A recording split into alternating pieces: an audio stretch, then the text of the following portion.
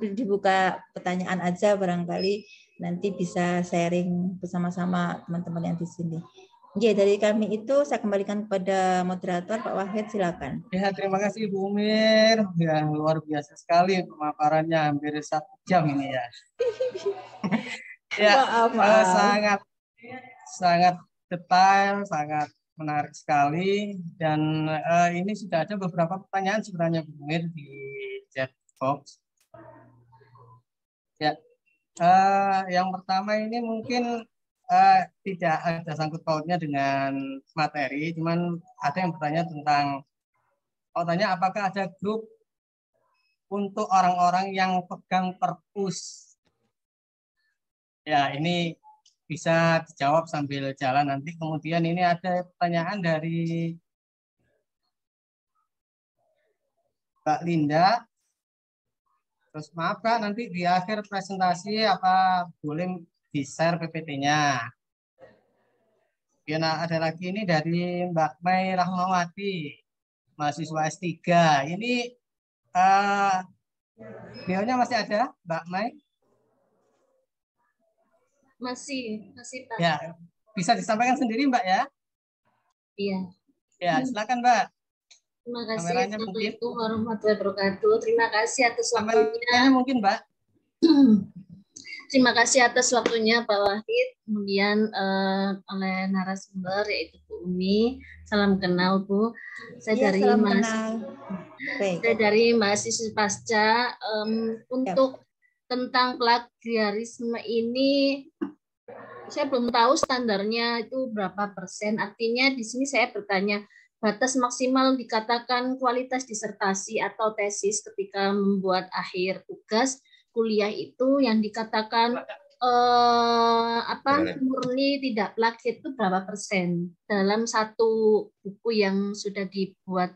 Kemudian batas maksimal yang dikatakan plagiat itu juga berapa persen? Terima kasih. Lalu untuk pertanyaan lanjutannya ya yang kedua, karena tadi ada penjelasan selanjutnya terkait tentang penjelasan terakhir tadi Bu, yang kutipan lebih dari 40 kata dan kurang dari 40 kata mungkin bisa dicontohkan seperti itu, karena standar setiap perkuliahan, standar setiap kuliah itu ya, universitas itu kan berbeda-beda gitu. Terima kasih Bu atas waktunya Pak. Assalamualaikum warahmatullahi wabarakatuh. Waalaikumsalam. Mana Bu Umir, apa jawab dulu atau iya ada pertanyaan lagi nih? Ya, saya jawab dulu aja ya, nanti lupa ya. Oke. Baik, tadi pertanyaannya yang pertama terkait standar persentase gitu ya, persentase kemiripan. Ini sebenarnya sudah diatur di yang sebenarnya tadi ya di coba saya share di sini.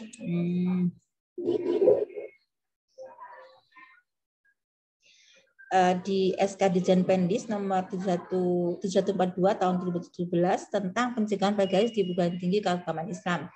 Di situ dijelaskan bahwa untuk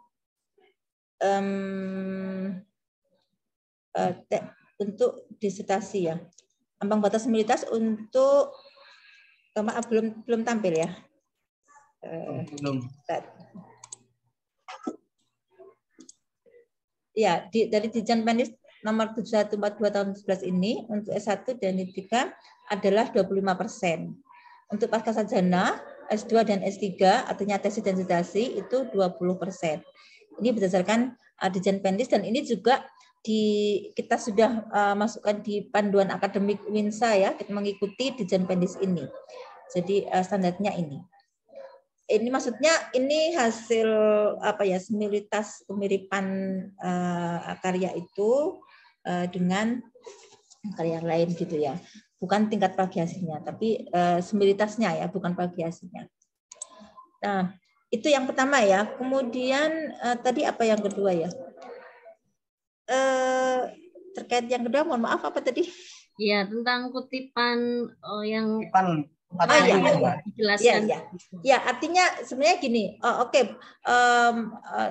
reference style itu memang ada banyak ya, ada banyak style di dalam citasi. Itu bisa jadi ada apa namanya model IPA gitu ya, ada MLA, ada Turabian dan sebagainya. Nah, itu tentu kita bisa mengikuti itu aturannya. Tetapi poinnya di sini adalah kita sesuaikan dengan aturannya masing-masing dari style dari referensi itu juga memiliki aturan kan, bagaimana kutipan langsung, bagaimana kutipan tidak langsung.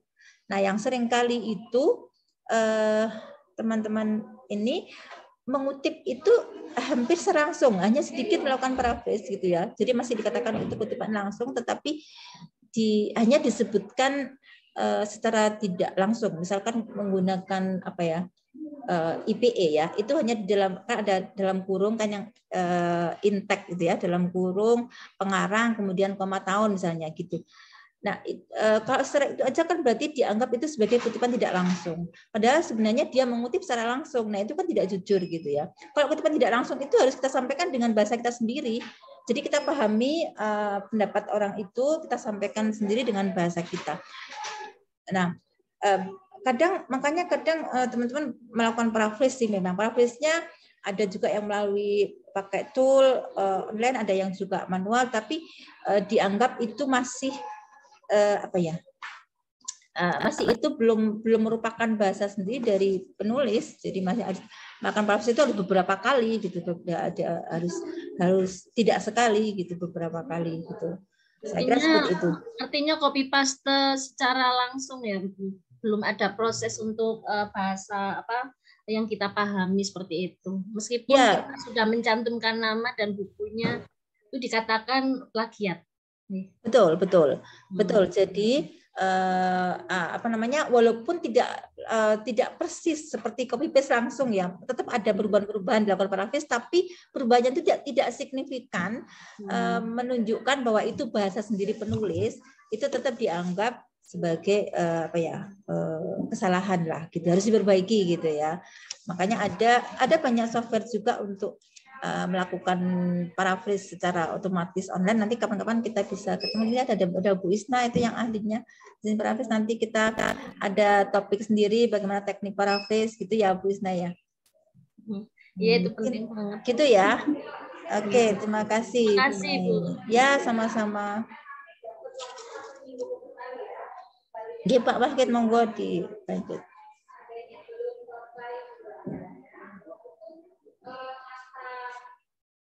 Halo Pak Wahid.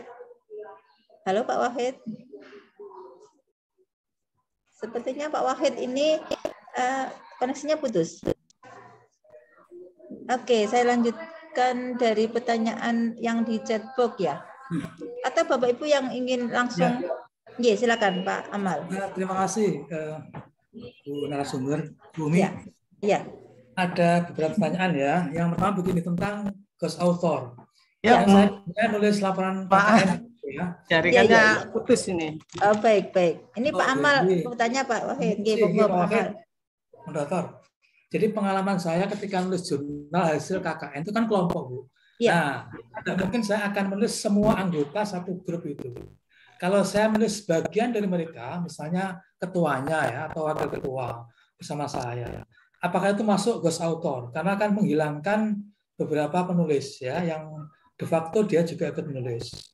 Kemudian yang kedua, Ibu, saya itu ketika ngirim jurnal, rata-rata mereka meminta metadata. Jadi tidak mau mereview kalau hanya per bagian. Nah ini kan tadi katanya Ibu Umi bisa mengirim per bagian tadi itu ya. Nah, itu mohon gimana triknya itu ya. Kemudian yang ketiga, saya tuh punya pengalaman teman saya sih. Ketika mau ujian disertasi itu harus ngirim ya. Ternyata setelah dikirim ke kampus itu 90% merah semuanya. Setelah ditanya ternyata dia bercerita kalau pernah disubmit di kampusnya sendiri. Nah, pertanyaan saya begini, apakah bisa kita menghilangkan transkrip kita, paper kita yang sudah disubmit di kampus kita biar tidak terbaca di kampus yang kita kuliah itu, gitu, Bu Umi ya. Terima kasih.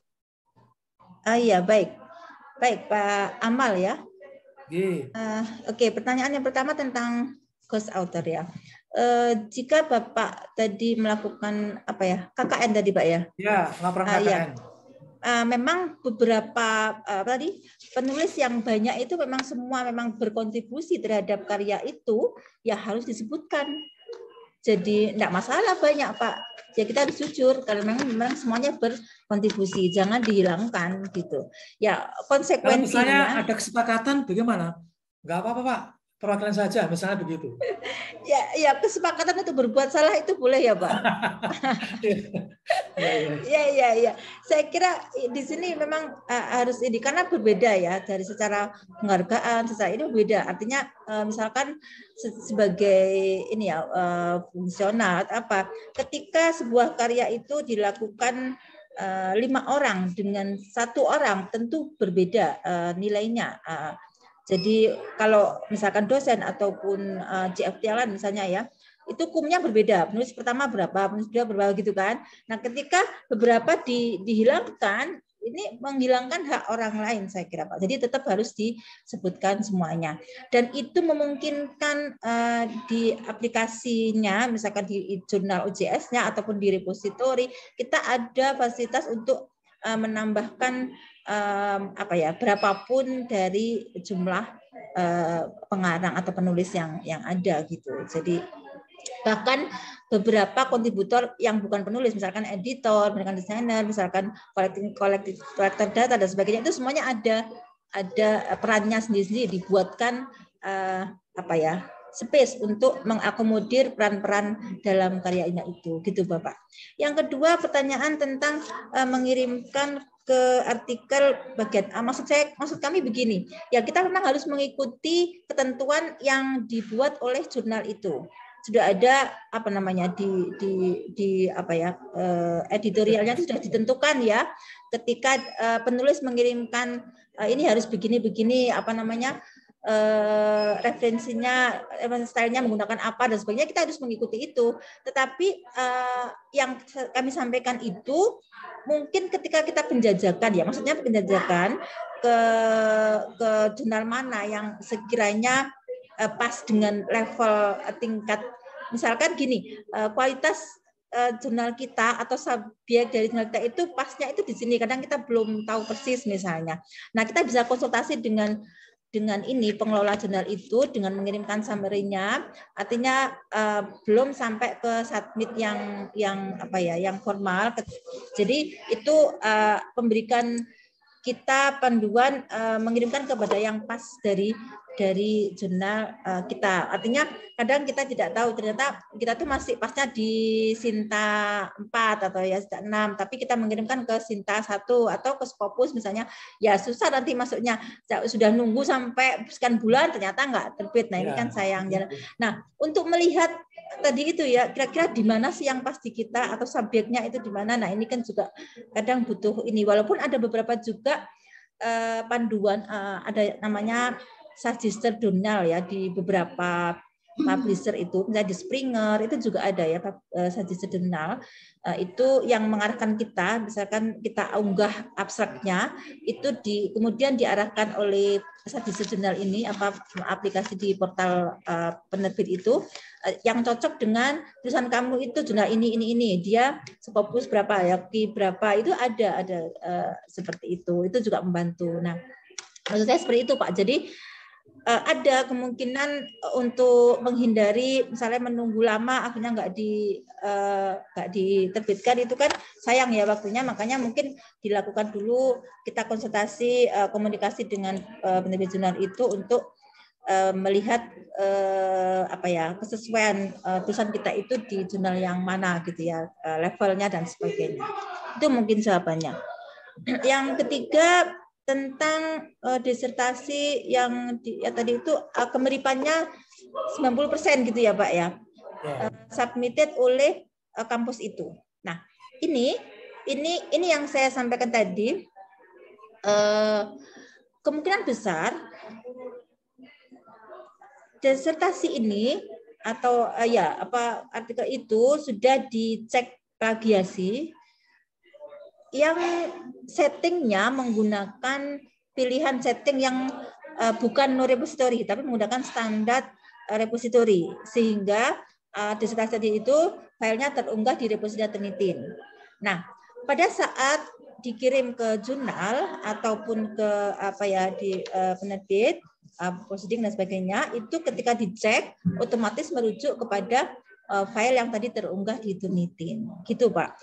Itu tidak bisa dibatasi oleh kampus tertentu. Misalkan di pengecekan itu dilakukan di UINSA, walaupun ini dikirim internasional ya ke jurnal internasional Scopus di Malaysia misalnya, ya tetap terdeteksi Pak, karena Turnitin itu kan internasional gitu. Jadi tidak di lokal di situ. Kemudian ini ada kalau memang kasusnya karena kesalahan setting tadi itu ya, itu bisa dilakukan penghapusan. Jadi admin kalau memang dilakukan di UINSA bisa admin UINSA meminta dihapus dari Turnitin untuk dihapus dari Turnitin sehingga dicek lagi itu tidak tinggi skornya gitu Pak.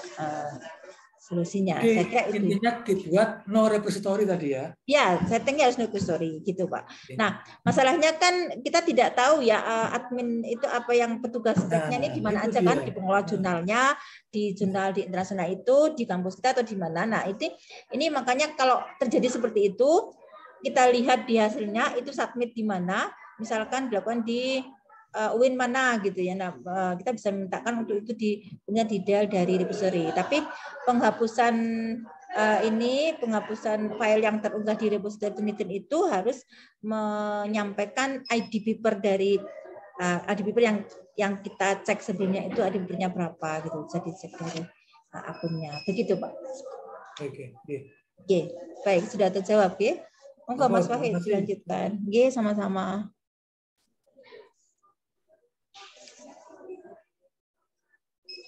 Masih di mute Pak Wahid, masih di mute. Ya, makasih. Ini waktu kita sudah lebih 7 menit. Cuman ini ada 2 pertanyaan terakhir mungkin sekalian untuk penutup nantinya. Oke. Yang pertama dari perpustakaan Yainu Tuban. Maaf Bu, kalau boleh tahu mohon info bagaimana cara berlangganan Turnitin untuk perguruan tinggi. Kemudian dari Pak Abdullah ini, apakah diperbolehkan mengganti pengaturan kelas ID Turnitin untuk cek sendiri atau dibagikan ke mahasiswa? Baik.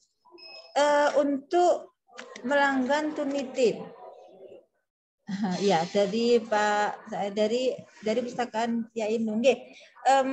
Mungkin nanti agak panjang, bisa kontak nomor saya gitu ya. Nanti ada ini bisa disampaikan nomor saya Mbak hostnya untuk bagaimana melanggar ini. Ada sih perwakilan Turnitin di Indonesia juga ada Bu Santi, nanti bisa kita share bagaimana melanggarnya. Ada pelanggan itu berdasarkan jumlah akun ya, jumlah akun yang bisa diakses gitu ya, atau paket kita nanti bisa kita bicarakan lebih jauh. Nah, kemudian kalau yang pertanyaan selanjutnya tadi mengganti pengaturan kelas ID. Maksudnya gimana ini ya? Mungkin Pak Abdullah masih ada. Kalau dibagikan ke mahasiswa, sebenarnya begini, ya silakan saja sih. Kalau itu bisa dipastikan jangan dibagikan, maksudnya untuk dibuka untuk umum gitu ya. Jadi nggak ada yang tanggung jawab kalau seperti itu. Kalau misalkan pemegang ini menunjuk salah satu mahasiswa yang dipercaya, kemudian dijelaskan bagaimana settingnya, dan kita sudah tahu bahwa dia amanah gitu ya, memegang amanah ini, karena di sini sangat besar perannya pemegang akun ini, misalkan untuk bisa meloloskan ke ya halo ya, ini kan nasib orang ya. Jadi kalau itu kita pastikan dia bisa amanah, itu ya monggo, dan bisa menjamin ini yang dipercaya bisa menjamin akunnya itu benar ya silakan, tetapi tidak disarankan ya bukan dibagikan secara bebas, tidak, tetapi ada yang bertanggung jawab gitu ya, bertanggung jawab untuk akun dan bertanggung jawab atas kejujuran dalam menyampaikan persentase hasil ceknya itu. Sebenarnya itu aja sih sebenarnya yang diinikan. Jadi ya dimungkinkan. Yang penting beberapa hal tadi diperhatikan gitu. Pak Abdullah mungkin bisa menyampaikan secara langsung kalau masih ada di sini. Iya Bu. Ya.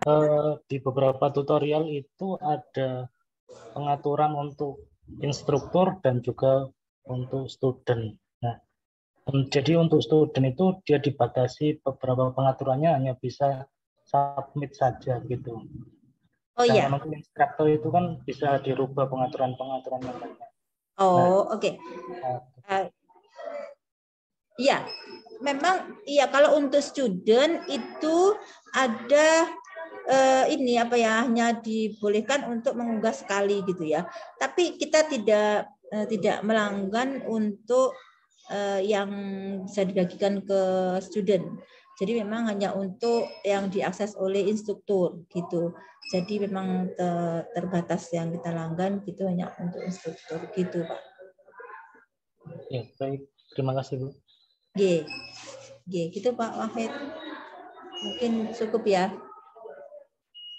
Ya, terima kasih. Alhamdulillah pada teman-teman absensi sudah dikirim di chat box. Silakan kalau yang ingin absensi. Sebelum kita akhiri, mohon kameranya dibuka untuk ambil foto dulu ya. Sahabat literasi, mohon. Ya, nanti Mbak Desi mau minta bantuannya untuk ambil ya. Ya, sebentar Pak.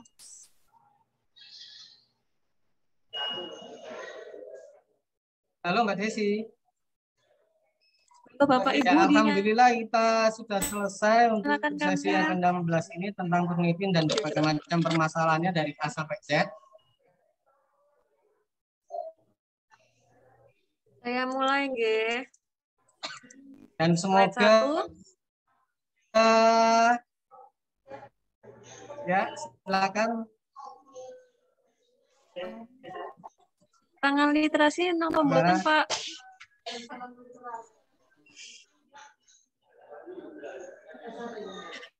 Boleh satu.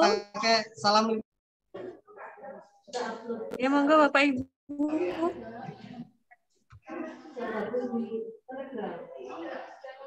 1, 2, 3. 2. 1, 2, 3. Slide 3. 1, 2, 3. Selesai. Monggo Pak Wahid. Ya, terima kasih Mbak Desi. Alhamdulillah akhirnya sudah selesai untuk sesi ini. Semoga memberi banyak manfaat. Dan kita akan berjumpa kembali untuk sesi selanjutnya. Saya sebagai moderator mohon yang sebesar-besarnya saya tutup acara ini ya. Assalamualaikum warahmatullahi wabarakatuh. Waalaikumsalam. Saya kembalikan ke host. Terima kasih, Pak. Terima kasih Pak. Terima kasih semuanya.